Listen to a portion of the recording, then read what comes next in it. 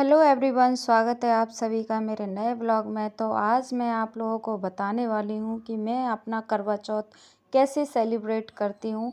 तो यहाँ पर मैं आपको बताऊँगी कि मैंने करवा चौथ की कैसे पूजा की और क्या किया और मैंने इस दिन पर क्या क्या बनाया सबके लिए। तो यहाँ पर मैं पूजा करने के बाद बना लेती हूँ ढेर सारी रेसिपीज़। तो आज के दिन आप लोग क्या-क्या बनाते हो तो ज़रूर मेरे साथ शेयर करें और कमेंट बॉक्स में ज़रूर मुझे बताएं कि आप लोगों ने करवा चौथ के लिए स्पेशल क्या-क्या बनाया। तो यहाँ पर मैंने कई सारी रेसिपीज़ बनाई जो कि आपको आगे वीडियो में देखने के लिए मिल जाएंगी। तो यहाँ आप बने रहिए मेरे पूरे ब्लॉग में। तो आज मैं आपको बताऊंगी कि मैंने आज क्या-क्या बनाया। तो सबसे पहले मैं आ गई हूँ किचन में। तो यहाँ पर मैंने रख दिया है एक पतीला जिसमें मैंने रख दिया है पानी गरम करने के लिए और साथ ही मैंने रख दी है एक कढ़ाई जिसमें मैं ले रही हूँ 2 लीटर दूध जिसकी मैं बनाऊंगी रबड़ी। तो यहाँ पर मैंने 2 लीटर दूध पूरा ले लिया है। इसमें हम पानी बिल्कुल भी नहीं डालेंगे, बस डालेंगे तो थोड़ा सा पानी डालें आप, क्योंकि ये तली से लगे ना, इसलिए हम थोड़ा सा पानी डालेंगे। तो यहाँ पर मैंने पानी पहले ही डाल दिया था थोड़ा सा, मैंने क्लिप लेना भूल गई थी और पानी भी गर्म हो चुका है। तो इसमें मैं डाल रही हूँ मूंग की दाल जो कि आधा किलो होगी, यानी कि 500 ग्राम मूंग की दाल मैंने इसमें डाल दी है। जब तक मैं बाकी की तैयारियाँ भी कर लेती हूँ तो साथ ही मैं कर रही हूँ गोभी को कट। तो यहाँ पर मैंने गोभी का डंठल निकाल लिया है। तो आज मैं खाने में बहुत सारी रेसिपीज़ बनाने वाली हूँ, ये तो आपको पता चल ही रहा होगा, क्योंकि मैंने एक साइड रख दिया है रबड़ी के लिए दूध गर्म होने के लिए और साथ ही मैंने भिगो दिए थे मंगौड़े के लिए मूंग की दाल भिगोकर। तो मैंने यहाँ पर 1 घंटे पहले ही मूंग की दाल भिगो के रख दूंगी। तो यहाँ पर मैं शाम तक आराम से बना लूँगी और 6 बज रहे हैं अभी। तो मैं किचन में आकर सबसे पहले खाना बनाऊंगी, क्योंकि मैं पहले खाना बनाकर फ्री हो जाऊंगी तब रेडी होंगी करवा चौथ के लिए। तो यहाँ पर मैं डाल रही हूँ एक कढ़ाई में ऑयल। तो आप कितना भी ऑयल ले सकते हैं, क्योंकि मैं यहाँ पर गोभी को भूनने वाली हूँ, यानी कि तेल में फ्राई करूँगी। तो यहाँ पर मैंने ऑयल अपने अकॉर्डिंग ले लिया है। इतनी क्वांटिटी में लें कि आपकी जो गोभी है काफ़ी अच्छे से उसमें फ्राई हो जाए। और यहाँ साथ ही मैं इसको चलाते भी जाऊँगी। और स्टार्टिंग में हुआ क्या कि मैं चली गई थी अंदर रूम में कुछ काम से, तो यहाँ पर दूध जो है निकल गया था थोड़ा, लेकिन मैं आ गई सही टाइम पे तो पूरा नहीं निकल पाया। तो यहाँ पर मैं डाल दूँगी ऑयल गर्म होने पर गोभी, जिसे मैं अच्छे से भून लूँगी, यानी कि जब तक इसका ब्राउन कलर नहीं आ जाता तब तक मैं इसको भून लूँगी। तो यहाँ पर गोभी अच्छे से फ्राई हो चुकी है तो मैं इसको निकाल दूँगी प्लेट में साइड में। तो यहाँ पर मैं बीच-बीच में रबड़ी भी चेक करती जा रही हूँ, यानी कि दूध को मैं चेक करती जा रही हूँ कि हुआ या नहीं, यानी कि मैं उसको बार-बार ऐसे चलाते ही नहीं रहना है। जब आप उस पे आप देख लीजिए कि हाँ, इस पे एक मलाई की लेयर बन चुकी है, तब आप उसको एक बार चला दीजिएगा। उसको ज़रूरी नहीं है आप चलाते ही रहें, वरना उससे अच्छे से उबाल आते रहने दें तो कोई दिक्कत नहीं है। तो यहाँ पर मैंने बचे हुए तेल में 2 बड़े चम्मच मैंने ऑयल लिया है। तो यहाँ बचे हुए तेल में मैंने जीरा, राई, तेज़पत्ता, थोड़ा-सा आधा चम्मच गरम मसाला और 2 चम्मच यहाँ पर मैंने हरी मिर्ची और अदरक का पेस्ट डाला था। और यहाँ पर डाले हैं मैंने बेसिक से मसाले, मिर्ची, हल्दी, धनिया, ये सारे मसाले मैं यहाँ पर डाल दूँगी और इस पूरे मसाले को मैं अच्छे से भून लूँगी। और 2 चम्मच मैं डालूँगी यहाँ पर मूँगफली का पाउडर। मूँगफली के पाउडर से काफ़ी अच्छा-सा इसमें दरदरा-सा-पन आता है। आप सूखी सब्ज़ी में ज़रूर ऐड करें। अगर आप ये नहीं डालते तो आप काजू का पेस्ट भी ऐड कर सकते हैं, बहुत अच्छा इस पर रिज़ल्ट आता है। लेकिन काजू से ये होता है थोड़ी-सी मिठास आ जाती है, तो मैं यहाँ पर मूँगफली का ही पेस्ट ज़्यादा बेहतर समझती हूँ। तो यहाँ पर मैं अब ऐड कर रही हूँ आलू। तो आलूओं को मैंने अच्छे से कट कर लिया है पतले साइज़ में। तो यहाँ पर मैंने आलू भी डाल दिए हैं। तो अब आप देख सकते हैं कि यहाँ पर मैंने कितने अच्छे से इसको भून लिया था मसाले को। और यहाँ मैंने नमक डाल दिया है अपने स्वाद के अकॉर्डिंग और इसको मैं रख दूँगी ढककर जब तक 50% तक पक नहीं जाते आलू। इसमें हमें गोभी को ऐड नहीं करना है। तो यहाँ पर मैंने 50% कुक होने के लिए रख दिए हैं। आलू की सब्ज़ी को पक रही है वो, जब तक मैंने रबड़ी को भी चेक कर लिया है। तो यहाँ पर सब्ज़ी 50% तक पककर रेडी हो चुकी है। तो यहाँ पर मैं गोभी को ऐड कर दूँगी। तो गोभी को ऐड करने के बाद इसको एक बार चला दें और इसको ढककर रख दें 5 मिनट के लिए। फ्लेम में हमारा मीडियम ही होना चाहिए और रबड़ी भी जब आप पका रहे हो तो लो टू मीडियम फ्लेम ही होना चाहिए उबाल आने के बाद। तो आप यहाँ पर दोनों ही चीज़ें आसानी से बना पाएंगे। तो यहाँ पर आप देखिए जैसे जैसे रबड़ी बनती जाएगी वैसे उसमें बबल्स आते जाएंगे। तो यहाँ पर जब भी आपको लगे कि हाँ रबड़ी के ऊपर लेयर सी बन रही है तो आप उसको हटा दीजिए और एक बार चला दीजिए, बस इतना ही रबड़ी के अंदर काम होता है। तो यहाँ मैं ले लेती हूँ मूंग की दाल, तो जो मैंने भिगो के रखी थी 1 घंटा हो चुका है। तो यहाँ पर 1 घंटे में ये अच्छे से फूल भी चुकी है, तो अब मैं इसको पीस लूँगी। तो यहाँ मैंने ले लिया है एक ब्लेंडर, तो उसमें मैं डाल रही हूँ ये मूंग की दाल जो अच्छे से काफ़ी फूल चुकी है। तो यहाँ पर मैं इसको ऐसे ही पीस लूँगी। और आप सोच रहे हो कि मैं किचन में इतना जल्दी काम कर रही हूँ ना, कि मुझे जितना भी बीच में टाइम मिलता जा रहा है तो मैं अपनी जो शाम को मैं तैयार होंगी या जो भी मैं लुक क्रिएट करने वाली हूँ तो उसका सामान भी मैं ज्वेलरी वगैरह बीच में निकालती जा रही हूँ। और साथ ही मैं पूजा का सामान भी लगा कर आती जा रही हूँ। बीच में जब भी मुझे टाइम मिल रहा है तो मैं उसके घर के भी काम बाकी करती जा रही हूँ। यहाँ पर मैंने मूंग की दाल को भी पीसने के लिए रख दिया है। जब तक ये दोनों चीज़ें हो रही हैं तो यहाँ पर मैं मूंग की दाल भी पीस लेती हूँ। तो उसको भी मैंने पीस के एक बाउल में निकाल लेती हूँ अब इसको, क्योंकि मुझे जल्दी सारा काम फ्री करना है। तो यहाँ पर मैं मूंग की दाल के साथ ये जो पनीर बनाऊंगी उसकी भी मैं प्योरी बनाकर रख लूँगी। तब तक मैं यहाँ पर चेक कर लेती हूँ आलू गोभी की सब्ज़ी बन चुकी है कि नहीं। तो यहाँ पर सब्ज़ी तो बन चुकी है, अब हम इसमें डाल देंगे अमचूर पाउडर। तो यहाँ पर आप टमाटर भी डाल सकते हैं, लेकिन मुझे आलू गोभी की सब्ज़ी में पर्सनली टमाटर कम पसंद है, तो मैंने यहाँ पर नहीं डाले हैं। और अब मैं डाल दूँगी यहाँ पर सूखा हरा धनिया। तब तक के लिए मैं यहाँ रख देती हूँ पुलाव बनाने के लिए। तो कोइंसिडेंटली वाली बात यह है कि मेरे पास पुलाव भी आज ख़त्म हो चुके हैं। तो यहाँ पर मैं घर के सादा चावल से ही मैं काम चला रही हूँ। तो ये सिंपल राइस है जो मार्केट में आसानी से मिल ही जाते हैं। तो यहाँ पर मैंने कुछ खड़े गरम मसाले ले लिए हैं, घी को ले लिया है, घी गरम कर लिया है और उसमें मैंने लौंग, काली मिर्ची और तेज़पत्ता और एक मैंने डाल दिया उसमें चक्रफूल। उसको अच्छे से भूनने के बाद डाल दिए हैं राइस, जिन्हें मैं अच्छे से भून लूँगी थोड़ी देर के लिए। तो यहाँ पर मैंने जो राइस हैं उनको भूनने के लिए रखा है। तब तक मैं यहाँ पर रबड़ी भी चेक कर लेती हूँ, बहुत अच्छे से पक चुकी है, क्वांटिटी आधी हो चुकी है। तो यहाँ पर मैं थोड़ी सी पुलाव में मटर भी डाल रही हूँ और मैंने जितने राइस लिए हैं उससे दोगुना यहाँ पर पानी डालकर अच्छे से लिड को बंद कर दिया है। और जब सीटी आ जाए तो आप उसको 2 सीटी लगाकर बंद कर दीजिएगा। तो यहाँ पर मैंने जो पुलाव बनाने के लिए रखे उनको हाई फ्लेम पर रखा है और यहाँ पर आप रबड़ी देख सकते हो आधी क्वांटिटी हो चुकी है और काफ़ी अच्छे से उबाल आ रहा है। तो अब मैं इसमें डाल दूँगी केसर, जिससे रबड़ी के अंदर काफ़ी अच्छा फ्लेवर भी आएगा और कलर भी। तो यहाँ पर आप देख सकते हैं आधी क्वांटिटी हो चुकी है और यहाँ मेरे एक साइड पुलाव भी बनकर रेडी हो चुके हैं। तो यहाँ मैं कितनी जल्दी, आप बता नहीं सकते मैं कितनी जल्दी सारा काम निपटा रही हूँ। यानी कि मुझे बीच में टाइम मिल रहा है ना, तो मैं ऊपर सामान भी लगाने जा रही हूँ पूजा के लिए और बीच में मैं ये खाना भी देखती जा रही हूँ।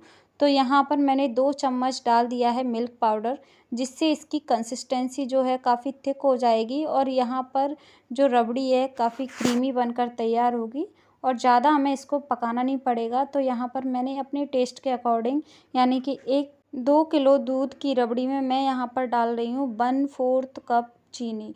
यानी कि चीनी की मात्रा हम कम ही रखेंगे, ज़्यादा नहीं रखेंगे। मुझे पर्सनली घर की रबड़ी बेहद पसंद है, क्योंकि मैं उसमें मीठा अपने अकॉर्डिंग ऐड कर सकती हूँ, लेकिन जो मार्केट से लो तो काफ़ी हद तक मीठी रहती है, तो मुझे वो ज़्यादा नहीं पसंद। तो अब मैं यहाँ पर फ्लेवर के लिए डाल रही हूँ इलायची, जो कि आपकी रबड़ी के फ्लेवर को बहुत हद तक इन्हेंस करेगा। तो यहाँ पर मैंने ले लिए हैं कुछ ड्राई फ्रूट्स, जिसमें पिस्ता, बादाम, काजू, यही तीनों मैंने लिए हैं। आपके पास चिरौंजी हो तो आप वो भी ऐड कर सकते हैं। अगर आपके पास नहीं है तो आप बिना इसको डाले भी बना सकते हैं। इसके तो यहाँ पर रबड़ी भी बन चुकी है। तो अब मैं बना रही हूँ मटर पनीर। तो उसके लिए मैंने 2 बड़े चम्मच ऑयल लिया है, जिसमें मैंने 1 चम्मच जीरा और साथ ही मैंने यहाँ पर डाली है 1/4 टीस्पून हींग और गरम मसाले, जो कि मेरे पास खड़े रखे हुए रहते हैं, जिनको मैं कूट कर ही डालती हूँ। जिसमें मैंने तेज़ पत्ता और यहाँ पर 2 चम्मच मैंने हरी मिर्च और अदरक का पेस्ट भी डाल दिया है, जिसे मैंने इकट्ठा पीस कर रख लिया है, जो कि मैं सारी रेसिपीज़ में यूज़ कर रही हूँ। तो यहाँ पर मैंने प्योरी भी डाल दी है। प्योरी के लिए मैंने 3 मीडियम साइज़ के टमाटर लिए हैं और इसमें काजू मैंने ऐड कर दिए थे, जिससे पनीर के अंदर क्रीमी टेक्सचर आए। तो यहाँ पर मैं इस ग्रेवी को भून लूँगी अच्छे से और साथ ही मैं डाल दूँगी यहाँ पर बेसिक से मसाले, यानी कि आप अपने अकॉर्डिंग डाल सकते हैं। तो यहाँ पर मैंने लाल मिर्च, हल्दी और धनिया पाउडर मैंने डाल दिए। तो यहाँ पर मैं क्वांटिटी मेज़रमेंट में किसी का भी मेज़र नहीं कर रही हूँ, वो इसलिए क्योंकि मैं इनकी पर्सनल रेसिपीज़ आपके साथ शेयर कर दूँगी। तो यहाँ पर मैं अब स्वाद अनुसार नमक डालकर इसको अच्छे से भून लूँगी जब तक कि ये ऑयल जो है कढ़ाई को सेपरेट ना कर दे। तो यहाँ पर आप देख सकते हैं ऑयल सेपरेट हो चुका है और ये जो मसाला है काफ़ी अच्छे से भुन भी चुका है। तो अब मैं यहाँ पर डाल दूँगी थोड़ा सा अमचूर पाउडर, यानी कि अभी यहाँ पर इस स्टेज पर ही अमचूर पाउडर डाल दूँगी। अगर आपके पास दही हो तो आप दही भी ऐड कर सकते हैं, मेरे पास था नहीं तो मैंने ऐड नहीं किया। तो यहाँ मैं डाल दूँगी मटर, मटर को भी थोड़ा सा पकने दें। तो ये फ्रोज़न मटर है, क्योंकि अभी तो वैसे इस सीज़न में मटर चलने लगी, लेकिन छीलने का बिल्कुल टाइम नहीं था, दाने निकालने का भी टाइम नहीं था। तो यहाँ पर मैंने फ्रोज़न मटर ही ली है। तो अब आप यहाँ पर देख सकते हैं इसकी ग्रेवी जो है काफ़ी अच्छे से पक चुकी है, उसकी कंसिस्टेंसी भी काफ़ी बढ़िया लग रही है। तो यहाँ पर खुशबू भी बहुत अच्छी आ रही है। तो यहाँ पर मैं डाल दूँगी पानी, जो कि 200 लीटर के करीब ही मैंने यहाँ पर पानी डाला है। पानी की क्वांटिटी बहुत ही कम रखूँगी मैं, और ग्रेवी अच्छे से उबाल आ जाए ग्रेवी के अंदर तो मैं यहाँ पर डाल दूँगी पनीर। तो पनीर को मैंने गर्म पानी में 1 घंटे पहले ही भिगो के रख दिया था, तो काफ़ी अच्छे से सॉफ्ट भी हो चुका था। तो यहाँ पर मैंने ऐसे ही कट करके डाल दिया है। आप चाहें तो थोड़ा सा मैरिनेट भी कर सकते हैं घी के अंदर, या फिर थोड़ा सा रोस्ट कर लें, डीप फ्राई कर लें, वो आपकी चॉइस है। तो अब मुझे यहाँ पर इसको थोड़ा सा कम ही पकाना है, क्योंकि ऑलमोस्ट पनीर जो है ये रेडी हो चुका है। तो अब मैं इसमें डाल दूँगी यहाँ पर बारीक कटे हुए हरे धनिया, क्योंकि मैं इसको बहुत ही स्किप कर करके बता रही हूँ, वीडियो बहुत लंबा जा रहा था, क्योंकि आज ही इसमें मैंने ढेर सारी रेसिपी भी बताई हैं, और साथ ही मैंने करवा चौथ के लिए जो क्या क्या मैं कैसे तैयार हुई थी, क्या क्या हमने किया था, तो वो भी मैंने आपके लिए ब्लॉग शूट किया था। तो यहाँ पर मैंने मूंग की दाल जो पीस कर रखी थी ना, साथ में मैं यहाँ इसकी भी तैयारी कर लेती हूँ। तो यहाँ पर मैंने अदरक और मिर्च का पेस्ट था वो भी डाल दिया था, बेसिक से मसाले डाल दिए थे, और यहाँ पर सौंफ पाउडर भी डाल दिया था, धनिया डाल दिए थे, और कुछ मिर्ची काट कर डाल दी थी, नमक डाल दिया था। लेकिन हम इसको मिलाएंगे नहीं, क्योंकि इसके अंदर नमक होता है जो कि पानी छोड़ता है। तो जब हम बनाएंगे उसको तभी हम मिला लेंगे सारे मसालों के साथ। तो यहाँ पर मैंने ले लिया है मालपुए के लिए आटा, तो यहाँ पर मैंने छान कर लिया है। तो यहाँ मैंने चीनी और गुड़ का पानी के साथ इसको घोल लूँगी। तो चीनी और गुड़ की क्वांटिटी यहाँ पर मैं आपके साथ मेज़र कर देती हूँ। तो यहाँ पर मैंने 1 कप आटा लिया है, तो उसके साथ मैंने यहाँ पर लिया है 100 ग्राम गुड़ और 100 ग्राम ही चीनी ली है, जिसको मैंने पिघला लिया था गर्म पानी के साथ। तो यहाँ पर मैं इसकी कंसिस्टेंसी बैलेंस करने के लिए ज़रूरत के अनुसार पानी डालूँगी, और इसको एक ही डायरेक्शन में मैं इसको घोलती जाऊँगी।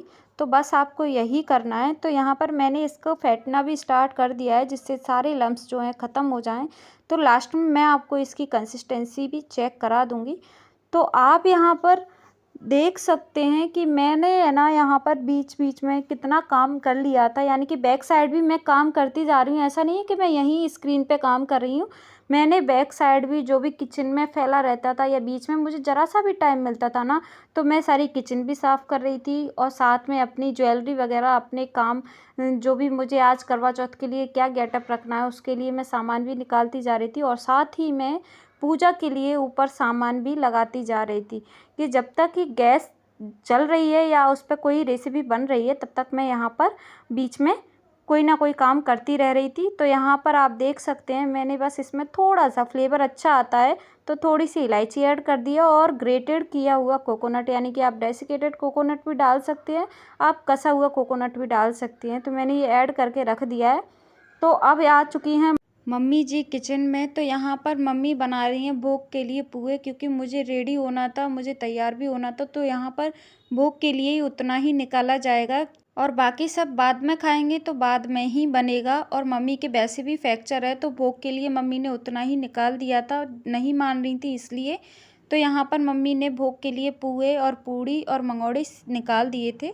वैसे मेरी सासू माँ बहुत बेस्ट खाना बनाती हैं, यानी कि बहुत अच्छा ही खाना बनाती हैं, जहाँ तक मैंने खाया है उनके हाथ का। यहाँ पर भोग निकल चुका है, तो पनीर की सब्जी, रबड़ी, और यहाँ पर जो पुलाव बनाए थे, पूड़ियाँ, मंगौड़े और सूखी सब्जी आलू गोभी की, और साथ ही मालपुए, ये सारी चीज़ें निकाल दी हैं। तो आज की रेसिपी में बस इतना ही है। तो यहाँ पर मैं आ चुकी थी रेडी होने के लिए। मुझे काफ़ी लेट हो गया था और रेडी होने में काफ़ी टाइम भी लगना था। तो जैसा कि मैंने आपको पहले ही बताया था कि मैं बीच-बीच में सारा सामान निकालती जा रही थी, तो यहाँ पर मैंने पूरा सामान निकाल दिया था अपना मेकअप का, गोल्ड की ज्वेलरी एंड आर्टिफिशियल ज्वेलरी, जो भी मैं आज क्रिएट करने वाली हूँ लुक, तो उसके लिए मैंने सारा सामान निकाल लिया था। तो ये है मेरी मेकअप किट, आप देख सकते हैं। और यहाँ पर इस किट में रखा है मेरा बन बनाने का पूरा सामान। तो जो भी मैं हेयर स्टाइल करूँगी वो आपको वीडियो में देखने के लिए मिल जाएगा। तो आप अभी मेरा ये लुक देख सकते हैं। अभी मैं बिल्कुल सिंपल हूँ, तो आप मेरी मेहंदी देखकर जज कर सकते हैं कि मेरी मेहंदी से ही मैं क्या गेटअप रखने वाली हूँ। बहुत से लोग तो आइडिया लगा ही लेंगे कि मैं कौन सा लुक रखने वाली हूँ। तो यहाँ पर आप देख सकते हैं मैं रेडी हो भी चुकी हूँ। तो आप मुझे कमेंट बॉक्स में बताइएगा ज़रूर कि मैं कैसी लग रही हूँ। तो मैं आपको फ्रंट से पूरा लुक दिखा देती हूँ। और ये जो मेकअप है, जो भी थोड़ा बहुत आता है वो मैंने घर पे ही कर लिया है। तो यहाँ पर आप देख सकते हैं मैंने जो साड़ी वियर की है, कौन से स्टाइल में की है। तो ये साड़ी पैटर्न है, वो है बंगाली पैटर्न। तो यहाँ पर मैंने चुन्नी को भी, एक दुपट्टा है उसको ड्रैप कर लिया था। तो यहाँ पर मैं आ गई थी पूजा करने वाली जगह। ये है मेरी सासू माँ जो कि पूजा कर रही थी, जो कि मुझे बहुत डांट रही थी कि बहुत लेट कर लेती है पूजा के लिए, जल्दी तैयार हुआ कर, क्योंकि काम इतने सारे हो जाते हैं अकेले होने के बावजूद। तो फिर लो हो जाता है टाइम, जल्दी जल्दी करो, फिर भी काफ़ी टाइम निकल जाता है, पता ही नहीं चलता कब कितना टाइम निकल गया। तो यहाँ पर जैसे जैसे मम्मी बताती जा रही थी मैं वैसे वैसे पूजा करती जा रही थी, क्योंकि मुझे इस चीज़ का इतना आइडिया नहीं है कैसे पूजा करते हैं, क्या करते हैं।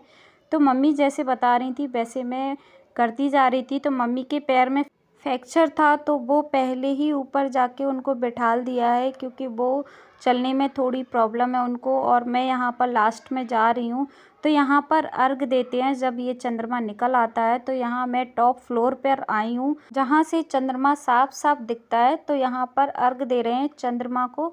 तो यहाँ पर मैं आपको बता दूं, चंद्रमा बहुत लेट दिखाई दिया था, बहुत ही ज़्यादा लेट, क्योंकि 10 बज चुके थे, चंद्रमा निकला ही नहीं था क्योंकि बादल थे, इस वजह से। तो यहाँ पर मैंने और मम्मी जी ने तो पूजा कर ली थी। तो आपको मेरी फैमिली कैसी लगी मुझे ज़रूर बताइए। और जैसे जैसे पूजा होती है, मैंने मम्मी जी ने जैसे बताया था वैसे ही मैंने उसी के अकॉर्डिंग की है। तो यहाँ मुझे इस पूजा करने का कोई आइडिया नहीं है कि कैसे करते हैं, क्योंकि अभी अभी शादी हुई है, मेरी शादी को 3 साल हुआ है।